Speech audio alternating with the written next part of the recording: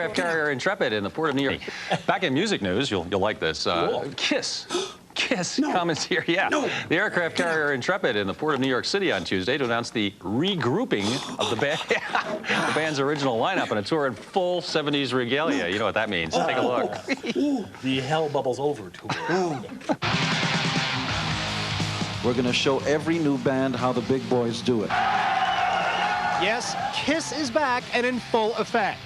The four original members had not performed live together from November 1979 until August 1995, when MTV's Unplugged reunited classic Kiss after 16 years of separation. That performance was the spark that lit the fire for the new Kiss tour, announced Tuesday in New York City aboard the USS Intrepid. We had a great time doing Unplugged, and that really was the seed that got this whole thing going. We're committed to this for a year, 2 years, whatever it takes. We're going to bring the entire show and just blow the place apart. Yes. While many things have changed for Kiss over the years, others have stayed the same.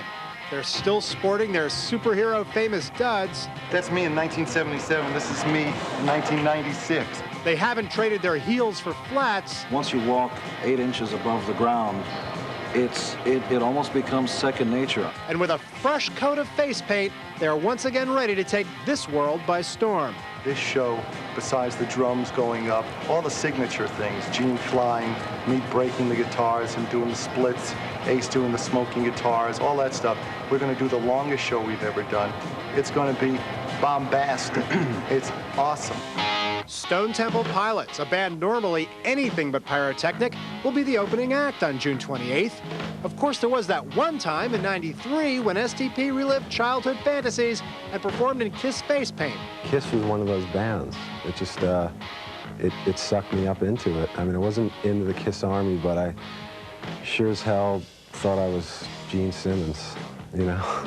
It is the biggest honor to have anybody who's credible in and of themselves, who writes their own tunes, has their own vibe, does their own stuff, to point to us and, or much less give us the time of day. Is the highest honor, and we don't take any of it lightly. Kiss may have a current band as their opening act to appeal to a younger audience, but don't expect to hear any of their newer Kiss songs. We just looked at an old song list that we did at a club many, many years ago, and we're doing almost the same songs from the song list we did back, what, 73, 74, way back there. No, we're doing the Kiss I've been spending the last 4 weeks memorizing my old guitar solos that I wrote 15 years ago.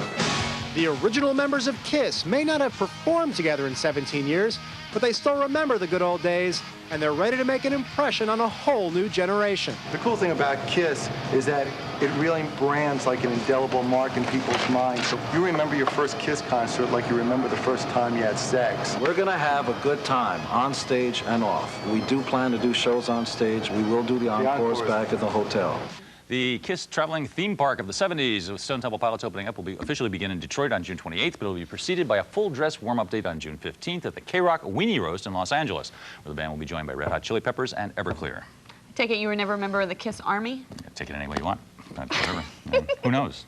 Well, that's it for this edition of the Week in Rock. Do join us next week when we'll be back with Hootie and the Blowfish, Oasis Live. A look at the new election-oriented websites, Rage Against the Machine. And a conversation with Madonna about her new singing buddy and brother-in-law, Joe Henry. We'll see you then.